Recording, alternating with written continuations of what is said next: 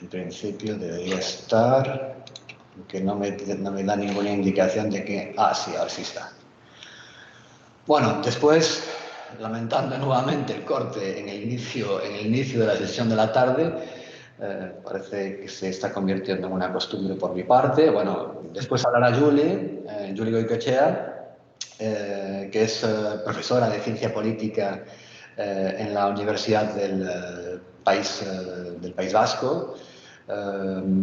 Su trabajo de investigación se ha centrado en la teoría del discurso y la comunicación, el feminismo materialista y la democracia, así como también, y es quizás lo que, digo quizás solo lo que más nos interesa en la jornada de hoy, el tema del nacionalismo y los procesos soberanistas. Digo quizás porque sé que Julie tiene un trabajo, digamos, en el que es capaz de articular, ¿no?, diferentes elementos teóricos que en principio para profanos pues quizás podrían no tener relación, ¿no?, pero que ella demuestra si lo tiene, ¿no?, si la tiene.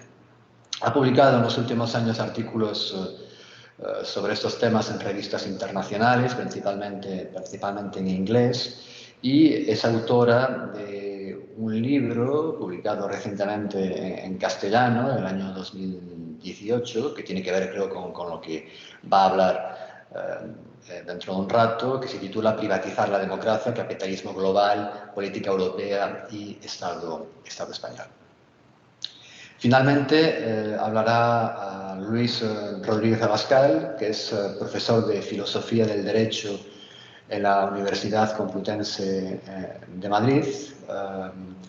Entre sus trabajos publicados, creo que debo citar, bueno, es un trabajo que personalmente encuentro de gran interés. Es un libro publicado en el año 2000 que se titula Las fronteras del nacionalismo. Es un libro que leído a cierta distancia, además, puede sorprender por la manera como a distancia, ¿no?, parece anticipar en el año 2000 lo que va a pasar después del año 2010-2012, con el inicio del proceso soberanista en Cataluña y la defensa del derecho a decidir. Encontramos en este libro de Luis argumentos que pueden hacer pensar, ¿no?, en lo que va a ser después la teorización, la conceptualización del derecho a decidir, ¿no?, como un movimiento pacífico, democrático, que pide bueno, la posibilidad, la opción de organizar un referéndum para poder decidir su futuro político en un Estado democrático, ¿no?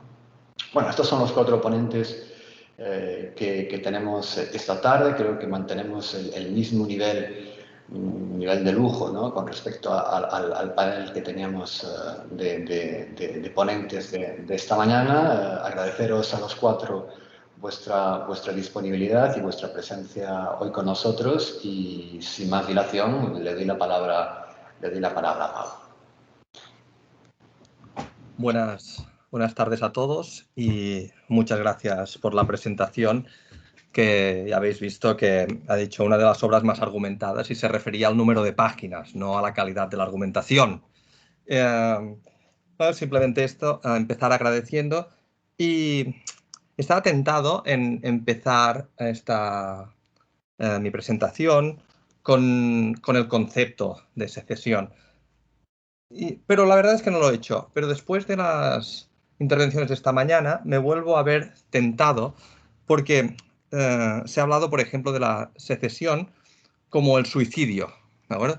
El suicidio del Estado. A mí me parece que esto no es del todo acertado, no solo porque se utiliza una metáfora. Ya ha dicho el profesor Vergés que las metáforas tienen ese problema cognitivo, ¿no?, que nos pueden hacer que nos pueden dar falsas imágenes. A ver, pero es que además una secesión creo que tenemos que distinguirla de una disolución. A pesar de que no debemos ir con mucho cuidado con las metáforas, creo que la secesión se parece más quizá a una amputación, si queréis, pero no a un suicidio. El suicidio sería más bien una disolución, ¿de acuerdo? Y esto estaba pensando, déjame poner un ejemplo. Y cuando el Reino Unido se ha retirado de la Unión Europea con el Brexit, A mí me parece que la Unión Europea continúa siendo la Unión Europea y los tratados fundacionales, el Tratado de la Unión Europea y el Tratado de Funcionamiento de la Unión, o dicho de otra forma, el Tratado de Lisboa, pues sigue en vigor. Evidentemente hay unos ligeros cambios, pero aquí lo que ha sucedido, utilizando la metáfora, es una amputación, no un suicidio de la Unión Europea. Quizá una amputación puede, a largo término, llegar al suicidio. Eso no lo niego, pero será... Es decir, una secesión puede conducir a la disolución, puede conducir a la desaparición de un Estado, pero no es necesario que sea así. Ya está. Quería empezar con esta matización conceptual y ahora voy a ver si puedo compartir la diapositiva. ¿Se ve bien? Perfecto, Pablo. ¿Sí? ¿La veis muy pequeña o cómo lo veis? Es que yo lo veo muy pequeño aquí. No, se ve bien. Se ve. ¿Sí? A ver, yo tengo que... No tengo un problema yo que también contaba en poderla... Un segundo, si me permitís. Ahora. Perfecto. Pues, como dice el título de esta presentación, inspirado en el título de mi reciente libro, es Moralidad y Legalidad como fuentes de legitimidad de la secesión. Cuando me presentaba, el profesor Callao comentaba que lo que yo llamo moralidad o justicia es lo que entendemos como en este seminario como legitimidad. Quizá voy a proponer no sé si voy a proponer un concepto, pero sí una noción de legitimidad más amplia. ¿De acuerdo? Yo creo que tanto la moralidad como la legalidad son fuentes de la legitimidad y lo voy a presentar en un momento. ¿Cuáles son los objetivos de mi ponencia y los objetivos de mi contribución al futuro volumen? Pues primero quería destacar la importancia tanto de los argumentos morales como de los argumentos legales para analizar la legitimidad de la secesión. O sea, ambas ideas, ambas nociones son importantes cuando nos preguntamos sobre la legitimidad, especialmente en contextos liberales y democráticos. Voy también a defender un derecho moral a la secesión a medio camino entre las teorías remediadoras y las primarias. Distinguiré la lógica remediadora del derecho internacional general de la lógica que creo que debería imperar en el derecho constitucional. Una lógica que creo que no es remediadora, que se acerca más a una teoría primaria, pero ya veremos que las teorías primarias también pueden ser condicionadas, como nos ha demostrado el profesor Martinico, y defenderé aquí con insistencia que un derecho primario no significa que no pueda ser condicionado, no significa que no pueda ser cualificado. Primario significa que no requiere injusticia previa, pero esto no quiere decir que no se someta a condiciones o requisitos difíciles. Justificaré un derecho constitucional. Me sale si admito a Neus Torbisco. Ahora, claro, como tengo el estatus de moderador, supongo que la he admitido. No te preocupes por eso, ya está. Perfecto. Pues también voy a intentar justificar un derecho constitucional calificado o cualificado a la secesión y a la vez, al mismo tiempo, unos fines legítimos de las barreras jurídicas a la secesión, ¿verdad? Y finalmente, y que enlaza con el principio, uno de los argumentos de por qué la legalidad es importante es porque está vinculada a las nociones o a las ideas que yo comento de viabilidad y responsabilidad. Pues bien, sin más preámbulos, voy a empezar. Empiezo con la idea de legitimidad y observo a dos tribunales que hemos visto esta mañana. La primera cita se refiere al Tribunal Constitucional Español en su sentencia respecto de la resolución de inicio del proceso de desconexión, del proceso de independencia catalán en 2015. Y esta sentencia dice que sin conformidad con la Constitución no puede predicarse legitimidad alguna En una concepción democrática del poder no hay más legitimidad que la fundada en la Constitución. Bueno, es una concepción cerrada de legitimidad, ¿no? Y yo creo, en cambio, que observamos en el Tribunal Supremo del Canadá, en su dictamen sobre la secesión del Quebec, una concepción, una noción de legitimidad mucho más abierta. Y aquí una cita de: un sistema político debe también dotarse de legitimidad, lo que exige en nuestra cultura política una interacción entre el imperio del derecho y el principio democrático. El sistema debe poder reflejar las aspiraciones de la población. Y eso no es todo, y aquí viene lo más importante: la legitimidad.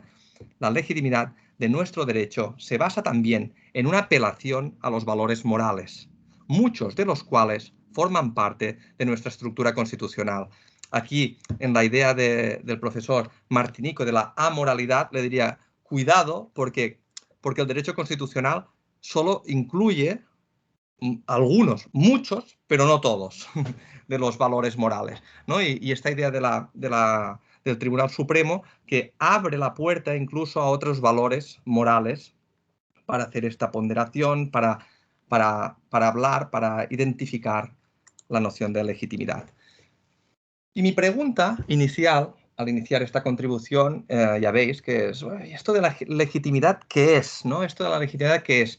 Y cuando esta mañana he visto al profesor Joan Vergés aquí entre nosotros, he pensado que seguramente sería el profesor Joan Vergés la persona indicada para intentar analizar este concepto. De hecho, yo estuve en un seminario de muy pequeño formato con él, y que me ayudó mucho a entender esta idea o a racionalizarla. Lo que os expongo aquí no es la visión del profesor Joan Vergés, pero sí que se parece. Quizá empiezo yo esta idea de la legitimidad, empiezo con la famosa lección de Max Weber sobre la política como vocación o como profesión, depende de la traducción, de Beruf. Y allí había como tres nociones, ¿no? O tres fuentes de la legitimidad. Pero yo, puesto que tres, pues digo, yo creo que son más de tres, ¿no? Y incluso cuando he pensado en las diferentes fuentes que están aquí, pues las he intentado clasificar en dos grupos. Yo creo que hay unas fuentes que son más normativas e idealistas, y otras fuentes que son más descriptivas y realistas, ¿no? E incluso los que trabajan más con el aspecto normativo, pues la legitimidad la entienden relacionada con la moralidad, con la democracia, con la legalidad. Esta es en mi fast mode, en mi modo por defecto, en mi modo de pensar rápido. Cuando pienso en legitimidad, me voy a la moralidad, me voy a la democracia, a la legalidad. Pero yo creo, y como también tengo una pequeña y no suficientemente cultivada disciplina de politólogo, creo que la legitimidad también tiene que ver, hay fuentes más descriptivas o incluso más realistas. La ciencia es una fuente de legitimidad, y esto lo he añadido pensando en todo lo que ha sucedido con el COVID y la pandemia. O sea, los médicos, los expertos, han sido una fuente muy importante de legitimidad durante esta crisis. Bueno, pandemia que aún continúa, pero parece que en nuestros entornos la estamos empezando a controlar. Creo que una fuente más descriptiva, creo que es, a pesar de que tiene una vertiente normativa, también es la tradición. Max Weber ya incluía la tradición en y el carisma también introducía Max Weber, ¿de acuerdo? Yo creo que también una fuente de legitimidad es la obediencia, ¿de acuerdo? Y la efectividad, porque normalmente la efectividad se puede relacionar con este concepto que estamos acostumbrados cuando analizamos, por ejemplo, la Unión Europea, que hablamos de la output legitimacy, ¿no? La legitimidad de los resultados, la legitimidad en este sentido, por ejemplo, ¿no? De ser efectivo, de ser eficaz, en fin. Esta es la efectividad es una de las legitimidades que piensa normalmente una mente de los economistas. No me atrevo a dar un concepto de legitimidad, pero sí que creo que ver que es un concepto complejo que puede abarcar estas distintas nociones nos puede ayudar a intentar definirla. Pues bien, pues ya me me concentro ahora en el tema de la moralidad de la secesión y a continuación me concentraré en la legalidad. En la moralidad de la secesión, sabéis bien que existen dos grandes grupos de teorías, las teorías remediadoras y las teorías primarias, ¿no? Si tenemos que ser muy breves, yo creo que las teorías remediadoras, el derecho de secesión es una reacción o una reparación ante determinadas injusticias. Y las teorías primarias, pues lo dicen, no, no, la existencia de un derecho de secesión no depende de la injusticia previa. Esto no significa que las teorías primarias no pueden decir el hecho de que haya injusticias puede modular los requisitos, ¿de acuerdo? Pero la teoría primaria dice puede existir derecho de secesión a pesar de que no haya injusticia alguna. Creo que esta es la gran distinción. Y bueno, dentro de las teorías primarias pues tenemos las ascriptivas que adscriben el derecho a ciertos grupos y las teorías selectivas que básicamente dicen, bueno, cualquier grupo de personas concentrado territorialmente. No me extiendo más porque es conocido. ¿Cuál es mi propósito? Mi propósito es caminar hacia una teoría ecléctica y gradual, ¿no? ¿Y por qué quiero caminar hacia una teoría ecléctica y gradual? Pues primero porque rechazo las teorías remediadoras y rechazo también las primarias y sobre todo las selectivas. ¿Cuál es mi rechazo teórico? Básicamente las remediadoras, pues que las injusticias no deberían explicar la existencia o no del derecho, sino condicionar su ejercicio. ¿De acuerdo? Muy rápidamente.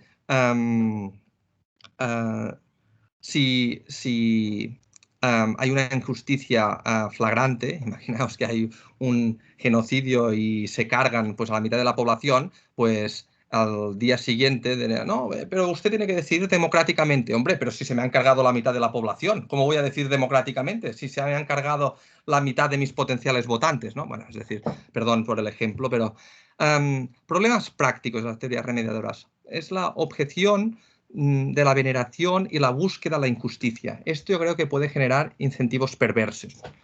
Es como si santificáramos el daño, ¿no? Yo digo. Y esto lo que provoca es que muchas veces las minorías o las naciones minoritarias pues quieran sentirse agraviadas o busquen la injusticia, busquen la provocación, ¿no? Porque si te dicen solo te puedes secesionar si sufres una injusticia, pues no te preocupes que voy a provocar una desmedida por parte de... Voy a provocar una actuación desmesurada por parte del Estado de Madrid. ¿Por qué rechazo las teorías primarias? Pues primero en un sentido más teórico creo que tiene una concepción privatista, incluso libertaria del consentimiento y creo que hay una confusión entre derecho público y derecho privado. A pesar que formulo una teoría de la secesión basada en un contrato multinacional, este contrato multinacional es hipotético.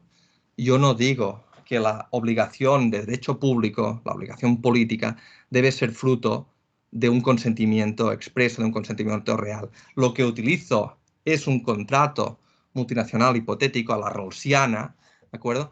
Para evaluar, para justificar un derecho. Pero no digo que el derecho, que la obligación jurídica surja siempre y necesariamente de un consentimiento. Por lo que se refiere a aspectos prácticos, creo que las teorías primarias y sobre todo las selectivas a menudo son demasiado permisivas y este exceso de permisión genera un exceso de inestabilidad.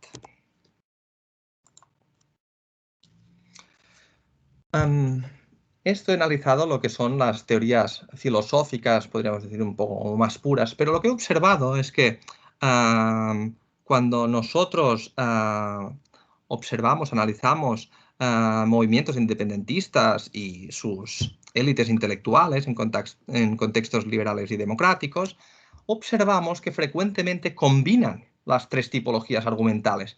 Y es por eso que el título de esta diapositiva es esto de la lechuza de Minerva. ¿No? Como decía Hegel, ¿no? La lechuza de Minerva alza el vuelo en el ocaso, ¿no? Yo creo que la práctica se ha avanzado a lo que es la teoría, en cierta forma, porque yo creo que se tienen que buscar fórmulas para combinar, buscar estas fórmulas eclécticas entre las distintas teorías. Y como dice, por ejemplo, y aquí he repasado los autores catalanes que ya hacían propuestas en este sentido, y hace poco pues el profesor Vergés o Pérez Lozano han publicado que no nos tendríamos que obsesionar en tipos puros, sino formular teorías más eclécticas, complejas y atenuadas. Pues este ha sido mi objetivo. Mi teoría de la secesión la titulo, la bauticé con esta inspiración rawlsiana como justicia como equidad multinacional. ¿Por qué como equidad multinacional? Porque intento justificar un derecho de secesión, entre otros derechos, a partir de los instrumentos rawlsianos de la posición original y del velo de la ignorancia. Bueno, se reúnen hipotéticamente unas naciones para acordar un contrato multinacional hipotético. ¿Bueno? Esto se parecería al segundo contrato rawlsiano, al de Law of Peoples, ¿de acuerdo? En el cual también se reúnen las naciones, pero en The Law of Peoples intentan acordar los principios del derecho internacional, ¿de acuerdo? Del derecho de gentes. En este caso están intentando pactar los principios básicos del Estado multinacional. En estos principios pactarían, creo, un derecho de secesión, pero un derecho de secesión que no sería limitado ni categórico, sino sometido a distintos requisitos. Bueno, y una idea importante que creo que se deriva de esta idea de justicia como equidad multinacional es que cuanto más justo es el trato estatal de la nación minoritaria, más difícil debería ser la secesión. ¿De acuerdo? Esto es aquí donde quieren encontrarse, ¿no?, las remediadoras y las primarias, ¿no? Es un punto que queda en medio de las dos teorías. Creo que es mucho más inteligente y más práctico dificultar la secesión en vez de imposibilitarla. ¿Vale? Este se trata de un ejercicio parecido a lo que intentaba o lo que justificaba el profesor Martinico de domesticar la secesión. La secesión se puede ver como un animal político, ¿no? Lo que podemos hacer es, a partir de un derecho constitucional a la secesión, pues la intentamos domesticar, la intentamos procedimentalizar, la intentamos racionalizar, y etcétera, etcétera. Es importante tener en cuenta que la moralidad, la justicia y también la legitimidad son cuestiones de grado. Difícilmente son cuestiones de todo o nada. Una cosa no es legítima o ilegítima. Una cuestión, un tema, un trato es más o menos legítima. ¿De acuerdo? Normalmente es apto de gradualidad. Hay grandes ilegitimidades, hay buenas razones para estar legitimado, hay más o menos razones, ¿no?, para considerar que una cuestión, que una demanda es legítima. Bueno, son cuestiones de grado. Creo que la legalidad es a menudo una cuestión de grado también, pero por razones institucionales la convertimos en un todo y nada para que sea más operativa. Pero también incluso la legalidad, si imaginamos una ley normalmente en términos más puros, de teoría pura, es más o menos inconstitucional una ley. Bueno, pero al final el Tribunal Constitucional, normalmente, o un Tribunal Supremo, decide si es o no es constitucional en el caso que tenemos delante. Muy bien.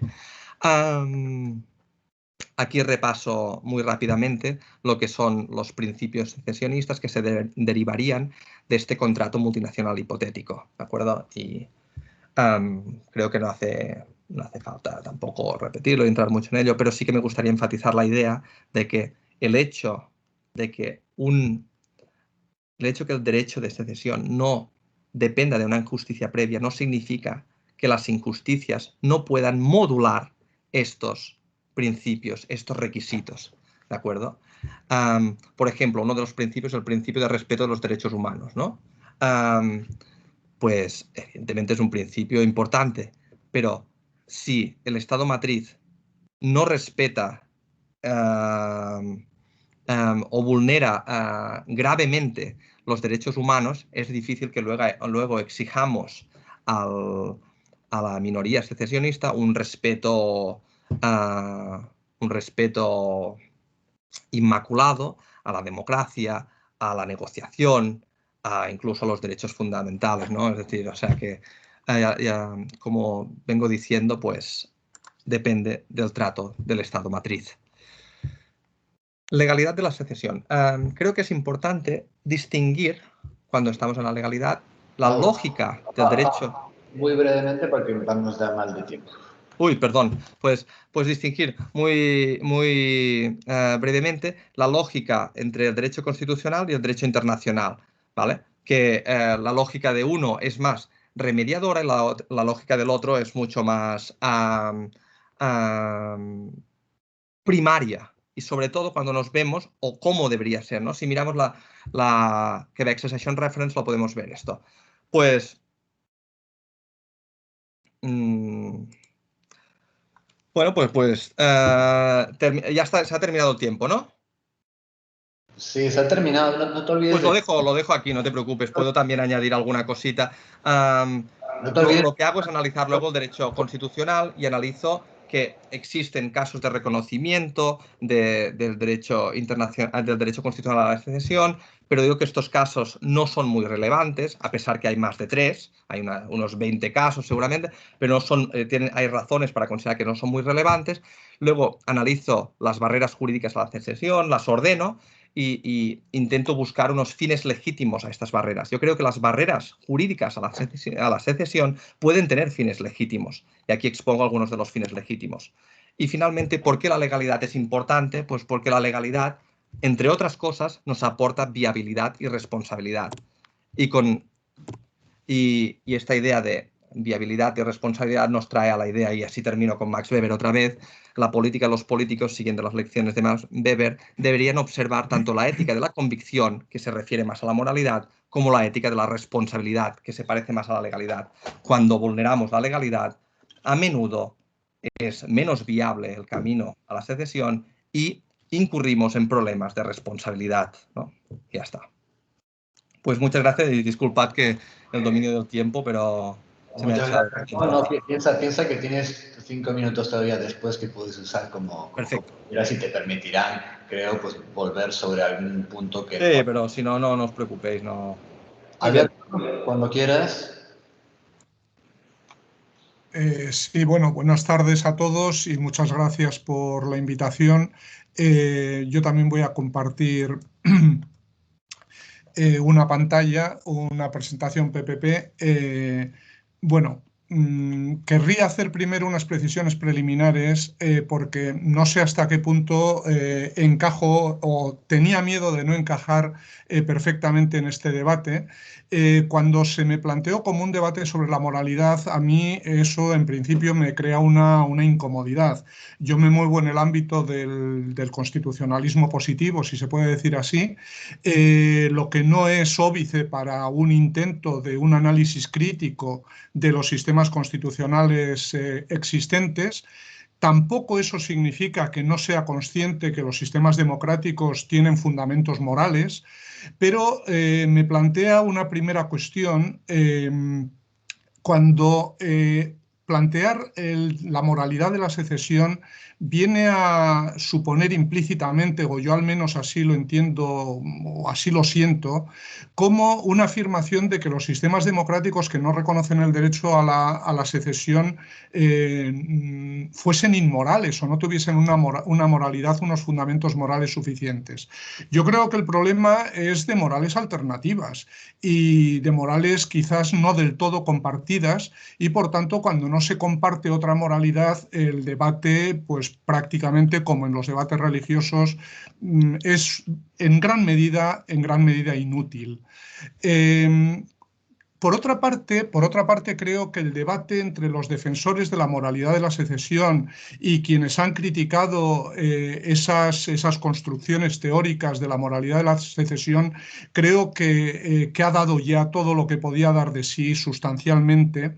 Y me parece que, visto ese debate y la confrontación entre unas ideas y otras, nos encontramos ante un debate en gran medida enquistado, yo diría más bien un callejón sin salida, es decir, de la contradicción contraposición entre esas dos posiciones creo que no puede surgir ningún fruto comúnmente aceptado. Yo creo, y a mí me gusta situarme, creo que desde mi punto de vista o desde la perspectiva de mi trabajo académico, yo creo que nos debemos situar en el ámbito de los sistemas democráticos realmente existentes y plantearnos las formas de afrontar democráticamente una demanda secesionista desde esa perspectiva. Y yo creo que, al menos entre nosotros, el problema fundamental de base en las teorías de la moralidad de la secesión está precisamente en el fundamento del que parten, y ese fundamento de la nación como fundamento de la moralidad de la secesión como derecho. Quiero recordar que ya desde el programa electoral de 2012 de Convergencia y Unió se abrió esta vía claramente, por ejemplo, en el proceso catalán, y me parece que estas dos referencias que pongo aquí al programa electoral de entonces de Convergencia y Unió explican muy bien dónde se sitúa ese planteamiento, en gran medida con independencia de las matizaciones que desde el punto de vista académico luego se hayan querido hacer o se quieran hacer o se considere necesario hacer. Pero nos sitúa en un terreno que es un terreno realmente conflictivo para una aceptación común de unas bases morales de la democracia. Es sabido, quien haya leído los trabajos teóricos sobre minorías nacionales, sobre nación, quien haya seguido las construcciones en el derecho internacional sobre la protección de las minorías nacionales, es ya un lugar común que ni tan siquiera sobre nación hay un concepto comúnmente aceptado. Y sobre todo yo diría que no hay una configuración, un concepto comúnmente aceptado de qué significa, es decir, qué consecuencias tiene el afirmar que un determinado colectivo, un determinado pueblo, una determinada colectividad constituye una nación. Y finalmente creo que no podemos olvidar que Europa, especialmente Europa, que es lo que a nosotros nos afecta, tiene una muy trágica experiencia histórica detrás de ese concepto de nación. Ya sé que desde el nacionalismo se intenta romper con esta trayectoria histórica, con esta experiencia histórica, desde la construcción, ¿no? Ahora se trata de nacionalismos cívicos, etcétera, etcétera, pero creo que en la configuración, en lo que yo voy a contar ahora, creo que no podemos olvidar el efecto real que ha tenido esta experiencia histórica tan trágica. Se ha hablado de que en el periodo entre guerras, al acabar la Primera Guerra Mundial, se estableció en Europa el principio de las nacionalidades. Yo creo que no. En los tratados de paz fue mucho más complejo. Si uno se lee los 14 puntos del presidente Wilson, ahí no hay realmente un principio de las nacionalidades, sino hay una reconfiguración de la crisis de tres imperios y sobre todo una cuestión relativa a la protección de las minorías nacionales que tuvo importantes efectos. Y como dice Tony Judt en su Post-War, yo creo que a esto me refería cuando decía antes que no podemos olvidar el efecto que esa trágica historia ha tenido, porque no podemos dejar de lado que incluso los nacionalismos entre nosotros que se autoproclaman como más cívicos, al final tienen un concepto de nación que es el propio histórico del concepto de nación, que se vincula en mayor o menor medida con una idea de homogeneidad. Y yo creo que ahí está parte importante del problema. Por el contrario, nos encontramos en Europa con un nuevo paradigma en el orden europeo, que tiene como objetivo fundamentalmente, precisamente para salir al paso de esa experiencia histórica, no solo de los pequeños nacionalismos, sino fundamentalmente de los efectos que tuvo el nacionalismo de los grandes estados-nación en la desestabilización de Europa y en las sucesivas confrontaciones continentales. Precisamente nos encontramos tras la Segunda Guerra Mundial ante un nuevo paradigma, que es el de la integración supranacional, frente al que esta reclamación de la moralidad de la secesión de las pequeñas naciones choca frontalmente, en mi opinión. Por tanto, otra cuestión es que en ese nuevo paradigma sí se aprende la lección histórica de que es necesaria la convivencia intercomunitaria, internacional, entre distintas nacionalidades y sobre todo el objetivo de la protección de las minorías lingüísticas, de las minorías nacionales, de las minorías en todo caso. Es decir, se trata en ese nuevo paradigma también profundamente de transformar sobre todo la propia concepción del Estado-Nación. Aceptando que el proceso de integración ha llegado a los estados nacionales, a los viejos estados nacionales, una transformación cualitativa de esos estados nacionales asentada sobre la protección de las minorías. Y esto nos lleva a la aceptación en Europa de un nuevo concepto, de un repensamiento, de una nueva configuración modernizada del concepto de nación, como la que se abre camino en torno al Consejo de Europa y que, a mi juicio, se plasma muy bien en ese documento de la Asamblea Parlamentaria The Concept of Nation del año 2005, aunque ya muchas plasmaciones habían venido desde mucho antes. Bueno, no voy a extenderme en esta cuestión, pero esto yo resumiría diciendo que fundamentalmente supone la normalización de la aceptación de la existencia de diversos sentimientos nacionales que al mismo tiempo pueden ser compatibles entre sí en muchas o en algunas personas, desde la consideración de la pertenencia a una nación cultural, como se dice en el documento, y al mismo tiempo que eso no sea impedimento del sentimiento de pertenencia a una nación cívica, la del Estado.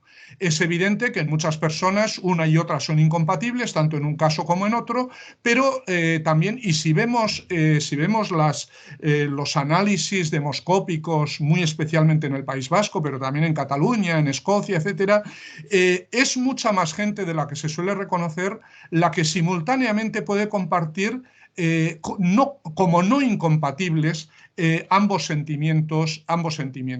Y toda esa reflexión tuvo su materialización en instrumentos jurídicos internacionales que, gusten o no gusten, son los que son, y por tanto esos entran dentro del paradigma al que yo me refería.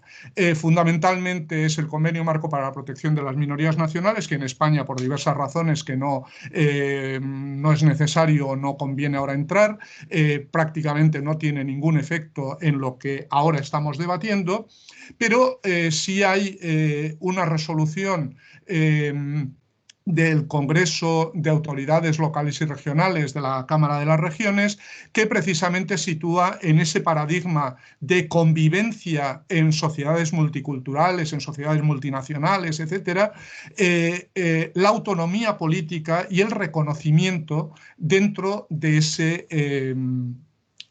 ese nuevo paradigma. El problema no es, frente a lo que se nos suele decir, o no es al menos para muchos, y no es para mí, el problema no es de reconocimiento o no reconocimiento de una comunidad como nación o como comunidad nacional. Los dos ejemplos más claros, a mi juicio, de nuestro entorno es la resolución de la Cámara de los Comunes de Canadá de noviembre de 2006, en la que reconoce a Quebec, a los quebequeses y quebequesas, como una nación, pero dentro de un Canadá unido. Por tanto, el problema no es si Quebec es una nación o no, sino qué consecuencias se atribuyen a esa condición nacional. Y en mi estancia en el Reino Unido, inicialmente me llamó la atención y luego ya me acostumbré, era muy común afirmar "we are four nations in a single country", y, por ejemplo, lo decía muy a menudo el entonces primer ministro David Cameron. Ahora ya los primeros ministros posteriores lo repiten menos, pero en todo caso en el Reino Unido eso es ya una cuestión aceptada, pero "we are four nations in a single country". Es decir, el problema no es de reconocimiento o no reconocimiento de la nación. Por tanto, en estas condiciones yo soy consciente de que en España eso tiene unas connotaciones muy diferentes. En España hay muchas personas que no aceptan que exista una nación diferente a la española, pero también tengo que decir que entre unos y otros hay discrepancias sobre quién es titular, quién compone la nación. Pero unos y otros, el nacionalismo independentista catalán muy mayoritariamente, el nacionalismo vasco muy mayoritariamente, entre nosotros, comparten el concepto de nación de esos españoles que consideran que nación solo es la española, es decir, lo vinculan a la titularidad de la soberanía. Y eso es precisamente lo que a mi juicio se rompe en ese nuevo paradigma europeo y por tanto veo que en esas teorías sobre la legitimidad del derecho a la secesión hay un problema de base sobre cuál es el fundamento a partir del cual se parte para la construcción, para esa construcción de la legitimidad. Y para terminar con esta cuestión, por tanto, ¿desde qué punto de vista se puede afirmar que la secesión, el derecho a la secesión, tiene fundamentos morales más robustos que la convivencia en sociedades plurales que garantizan el reconocimiento y el respeto de la diferencia y que pretenden la integración supranacional como mejor garantía de la paz y del bienestar? Yo realmente veo muy difícil la defensa de que el derecho a la secesión tenga unos fundamentos de moralidad superiores a este nuevo paradigma. Por tanto, yo creo que desde el punto de vista desde el que yo trabajo, y por tanto sin desmerecer otras perspectivas académicas, etcétera, ni mucho menos, yo creo que el problema que debemos plantearnos es la secesión, no como una cuestión de moralidad, porque el problema, lo mismo que con las religiones, y perdón por hacer este paralelismo, exige compartir los dogmas sobre los que se asienta cada concepción de moralidad. Si no se comparten si no se comparte ese fundamento, los dogmas de la otra parte, que la otra parte considera como indiscutibles, realmente pueden, bueno, en el extremo mover a la ironía, a la risa o al sarcasmo incluso. Por tanto, yo creo que hay que plantear las cuestiones, la secesión, como una crisis constitucional. La secesión, a mi juicio, es una crisis de la integración constitucional y, por tanto, lo que desde el punto de vista del derecho constitucional positivo tenemos que tratar de analizar y de determinar son las exigencias de un tratamiento democrático en esa crisis constitucional. Y aquí siento, no ahora en esta primera parte, pero no en estas primeras diapositivas, pero sí inmediatamente, he retirado algunas porque eran reiterativas de lo que ya mi admirado Giuseppe Martinico nos ha contado esta mañana sobre el reference de la Supreme Court, del Tribunal Supremo de Canadá sobre la secesión de Quebec. Sabemos que en el derecho constitucional hay un primer paradigma, además en un Estado federal originario, digamos, hay un primer paradigma que es el de los Estados Unidos. Y en los Estados Unidos sabemos que se afrontó las demandas de secesión con la guerra civil. Me suele gustar, aunque no es muy académico, me suele gustar citar esta novela de Gore Vidal, que es una gran reconstrucción histórica sobre Lincoln, porque este diálogo entre Seward, el entonces secretario de Estado de Lincoln, y Lincoln, me parece que expresa muy bien, desde el punto de vista constitucional, por qué luego se pueden explicar algunas cosas que voy a decir y algunas afirmaciones o alguna afirmación del propio Tribunal Supremo de Canadá. Es decir, desde el punto de vista constitucional, si no está prevista la secesión en la Constitución, porque algo tan trascendental no puede no ser precisado en concreto en la Constitución, quiere decir que no hay, desde el punto de vista constitucional, no hay un derecho a la secesión y no creo que esto sea un problema de moralidad o de falta de moralidad de la Constitución. Y conocemos la sentencia Texas versus White, aunque yo recomiendo leer el magnífico artículo de Marian Ahumada sobre esta sentencia, muy crítico y muy bueno, ponen en evidencia la forma crítica con la que en los propios Estados Unidos se analiza este precedente, pero tenemos ese precedente y eso es lo que explica un poco lo que ocurrió en los Estados Unidos. Pero por el contrario, yo diría por fortuna. A mi juicio, y algunos colegas me criticaron duramente por esta afirmación, yo creo, algunos colegas españoles, yo creo que con el reference del Tribunal Supremo de Canadá sobre la secesión de Quebec, se cambia ese paradigma y se rechaza el paradigma de la guerra civil norteamericana, yo creo que implícitamente con toda claridad, y se plantea un nuevo paradigma de cómo afrontar democráticamente una crisis constitucional como es la demanda secesionista cuando cumpla todos esos requisitos, etcétera, sobre los que ahora no voy a hablar. ¿Qué significa este nuevo paradigma? Una cuestión, si se quiere, política de hecho,